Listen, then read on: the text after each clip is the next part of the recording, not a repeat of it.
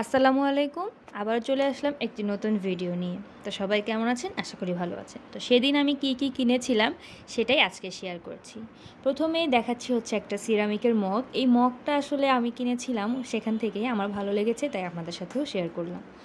আর একটা পার্স কিনেছি, এইটা অবশ্য আমার না, তাও দেখালাম আর কি। আর হচ্ছে কিনেছি দুইটা কাঠের চুড়ি, দুই সাইজে দুইটা কাঠের চুড়ি কিনেছি। এগুলো পরে আমি যখন ক্রাফট করব তখন আপনাদের সাথে শেয়ার করব। আর সবচেয়ে প্রয়োজনীয় জিনিস সাদা রং বা জেসো বলতে পারেন, এটা হচ্ছে আমি জেসোর মতো ইউজ করি। তারপর আমার ফেব্রিক কালার দরকার ছিল, আমি ফেব্রিক কালার কিনেছি। হার্ডওয়্যারের ব্রাশ কিনেছি, এটা ক্যালিগ্রাফির জন্য দরকার লাগে বেশিরভাগ, বিভিন্ন শেড দিতে। তারপর কিছু চাবির রিং কিনেছিলাম, যেগুলো দিয়ে আমি ক্লে দিয়ে চাবির রিং বানাতে পারবো। তারপর কিছু ব্রাশ দরকার ছিল, চিকন মোটা মিলিয়ে আমি ব্রাশগুলো কিনে নিয়েছি। তারপর নিয়েছি হচ্ছে ক্যানভাস কাপড়, এটা দিয়েও আমি কিছু বানাবো, পরে সব কিছু আপনাদের সাথে শেয়ার করব। তারপর নিয়েছি অনেকগুলো ক্যানভাস। তো আমি আগে হচ্ছে ইউটিউব দেখে দেখেই সব আর্টগুলো করতাম। তো ইদানিং যেহেতু আমি হচ্ছে একটা কোর্স করেছি, তো ওইখানে প্র্যাকটিসিংয়ের জন্য আমার অনেক অনেক ক্যানভাসের দরকার পড়ে।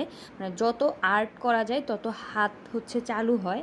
তো আমি এই জন্য অনেকগুলো ক্যানভাসও কিনে নিয়েছি সেদিন। তারপরে হচ্ছে আমি কালো রং আর সবুজ রং নিয়েছি, এটা দেখতেই পাচ্ছেন মডমার্ট কোম্পানির।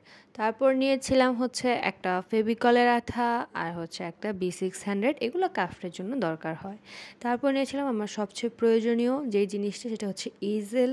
এটা আমার দীর্ঘ সময় বসে আর্ট করতে হয়, তখন আমার সমস্যা হয়, তাই আমি এটা নিয়েছি।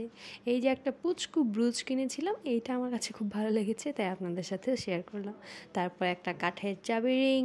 তারপর নিয়েছিলাম উল, যেহেতু আমি ক্রোশেটের কাজ শুরু করছি অল্প টুকটাক, তাই নিয়েছি। তো ধন্যবাদ এতক্ষণ ধরে। যদি আপনারা আমার ভিডিওটা দেখে থাকেন তাহলে একটা লাইক করে যাবেন। যদি আমার চ্যানেল নতুন হন তাহলে আমার চ্যানেলটি সাবস্ক্রাইব করবেন এবং আমাকে আপনার মূল্যবান পরামর্শটি জানাতে পারেন কমেন্টের মাধ্যমে।